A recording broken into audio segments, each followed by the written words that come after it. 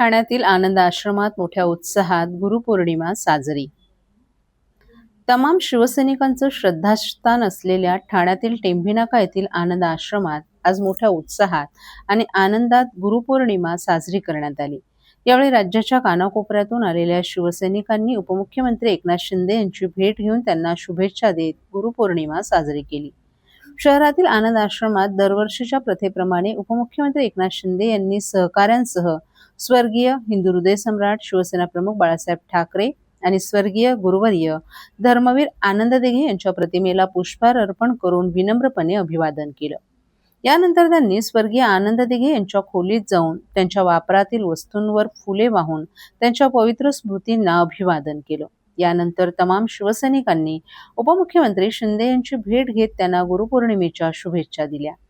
तत्पूर्वी उपमुख्यमंत्री शिंदे यांचे मुंबईतील शासकीय निवासस्थान असलेल्या नंदनवन बंगल्यावरही गुरुपौर्णिमा साजरी करण्यात आली. यावेळी शिवसेनेचे मंत्री, आमदार, लोकप्रतिनिधी, प्रशासकीय अधिकारी आणि सर्वसामान्य शिवसैनिक यांनी शाल, पुष्पगुच्छ आणि चाफ्याची फुलं देऊन उपमुख्यमंत्री शिंदे यांना गुरुपौर्णिमेच्या शुभेच्छा दिल्या. यावेळी आमदार रवींद्र फाटक, शिवसेनेचे सचिव राम रेपाळे, शिवसेनेचे उपनेते प्रकाश पाटील, ठाणे शहर प्रमुख हेमंत पवार, माजी परिवहन समिती अध्यक्ष विलास जोशी, नगरसेवक विकास रेपाळे यांच्यासह प्रमुख पदाधिकारी आणि कार्यकर्तेही मोठ्या संख्येने उपस्थित होते.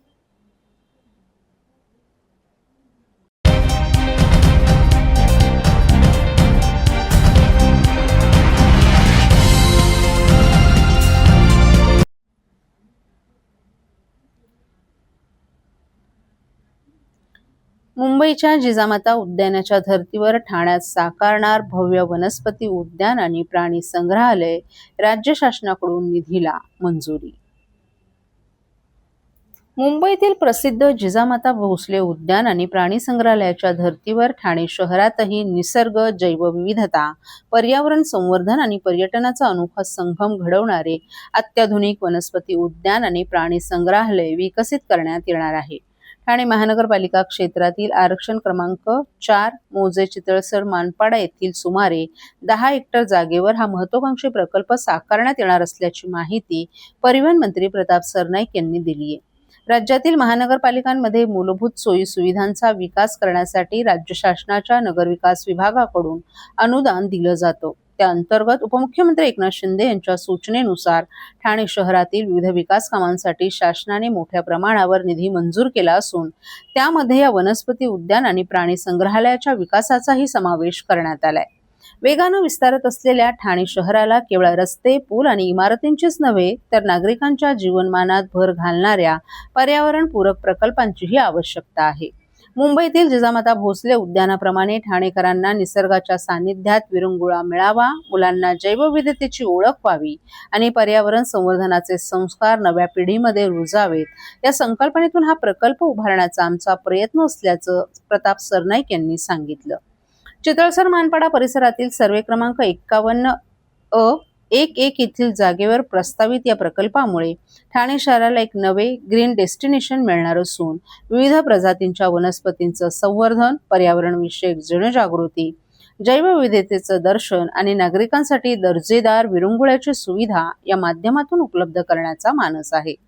राज्य शासनाच्या 20 जुलै रोजीच्या शासन शुद्धीपत्रकानुसार ठाणे महानगरपालिका क्षेत्रातील कामांसाठी एकूण 150 कोटींची मंजूर रक्कम नमूद करण्यात आली असून त्यामध्ये या प्रकल्पासाठी सुरुवातीला 10 कोटींची तरतूद दर्शवण्यात आली आहे. ठाणे शहराचा विकास करताना पर्यावरण आणि नागरीकरण यांचा समतोल राखणं ही आमची प्राथमिकता असल्याचं सरनाईक यांनी सांगितलं. या उद्यानामुळे ठाणेकरांना शहरातच निसर्ग अनुभवता येणार आहे. विशेषतः विद्यार्थी आणि नव्या पिढीसाठी हा प्रकल्प मनोरंजनासोबतच निसर्ग शिक्षणाचं केंद्र ठरेल असंही त्यांनी सांगितलं. ठाणेकरांना मुंबईत जाऊ लागू नये, ठाण्यातच कुटुंबासह निसर्ग, जैवविविधता आणि विरंगुळ्याचा समृद्ध अनुभव मिळावा, हेच या प्रकल्पामागचं उद्दिष्ट असल्याचं परिवहन मंत्री प्रताप सरनाईक यांनी स्पष्ट केलं.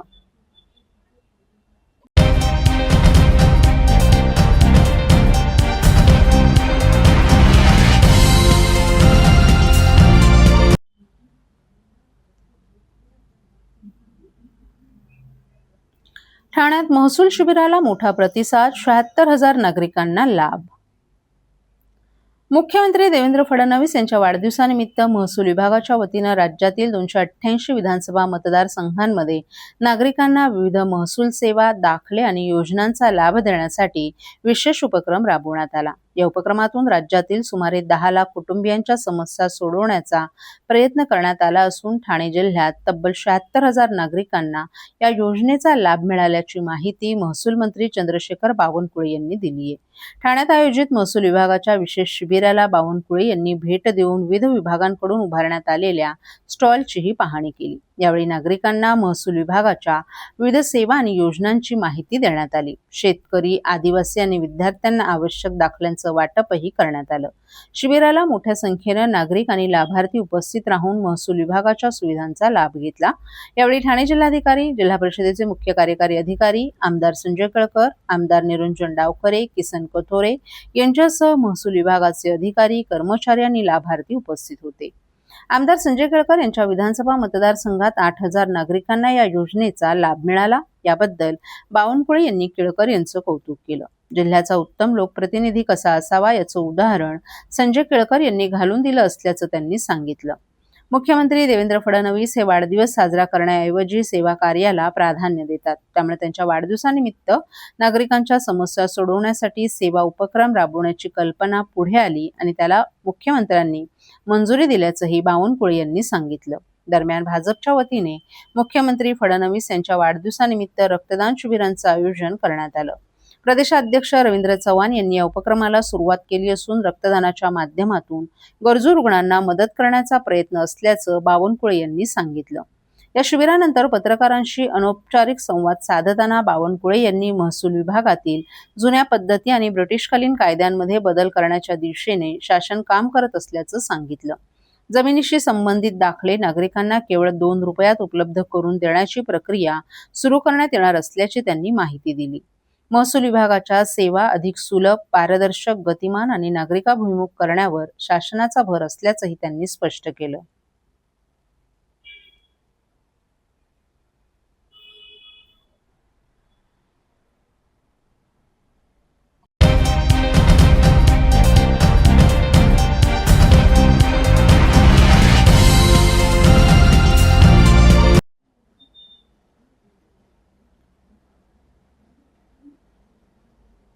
धोकादायक ठरलेल्या शाहू मार्केटच्या पुनर्विकासाचा प्रस्ताव मंगळवारी ठाणे महापालिकेच्या महासभेत चांगलाच गाजलाय। जागेच्या मालकीपासून ते बायोमेट्रिक सर्वेक्षणापर्यंत अनेक गंभीर मुद्द्यांवर भाजपसह विविध पक्षांच्या नगरसेवकांनी प्रशासनाला धारेवर धरलं। मूळ गाळेधारकांना डावलून पोट भाडेकरूंना लाभ देण्याचा प्रयत्न होत असल्याचा आरोपही सभागृहात करण्यात आला। शाहू मार्केटची धोकादायक इमारत पाडून तेथे नवीन व्यापारी संकुल आणि सार्वजनिक पार्किंग उभारण्याचा महापालिकेचा प्रस्ताव असून त्यासाठी गाळेधारकांच्या पुनर्वसनाची प्रक्रिया सुरू करण्यात आली आहे। मात्र बायोमेट्रिक सर्वेक्षणादरम्यान तब्बल 35 गाळ्यांचं महापालिकेची पूर्वपरवानगी न घेता हस्तांतरण झाल्याचं समोर आल्यानं हा प्रश्न अधिकच गुंतागुंतीचा बनला आहे। शिंदे सेनेचे नगरसेवक राजेश मोरे यांनी रस्ता रुंदीकरणासाठी गाळे गमावलेल्या जुन्या ठाणेकरांना न्याय देण्याची मागणी केली। विकास रेपाळे यांनी जागेच्या मालकीवर प्रश्नचिन्ह उपस्थित करत महापालिकेची मालकी नसल्यास पुनर्विकासासाठी निविदा कशी काढली असा सवाल केला। शिंदे सेनेचे गटनेते पवन कदम यांनी पात्र गाळेधारकांवर अन्याय होऊ नये यासाठी सर्व संबंधितांना एकत्र बोलावून तोडगा काढण्याची सूचना केली। चर्चेदरम्यान सभागृहात काही काळ तणावाचं वातावरण निर्माण झालं होतं। अखेर हनुमंत जगदाळे यांनी प्रस्ताव मंजूर करण्याची मागणी केली आणि बहुमतानं शाहू मार्केट पुनर्विकासाच्या प्रस्तावाला मंजुरी देण्यात आली।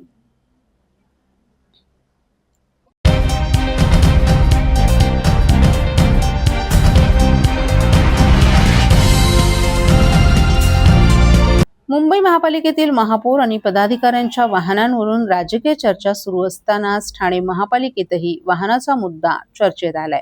राष्ट्रवादी काँग्रेस शरद पवार गटाचे आमदार जितेंद्र आव्हाड हे कामानिमित्त ठाणे महापालिका मुख्यालयात आले होते। यावेळी महापालिकेच्या विरोधी पक्षनेते अशरफ पठाण यांना महापालिकेच्या वतीनं देण्यात आलेल्या वाहनातून आव्हाड महापालिका मुख्यालयातून निघून गेल्याचं पाहायला मिळालं। मुंबई महापालिकेतील पदाधिकाऱ्यांच्या वाहनांवरून सुरू असलेल्या चर्चेच्या पार्श्वभूमीवर ठाणे महापालिकेतील या वाहनाचीही चर्चा रंगली आहे।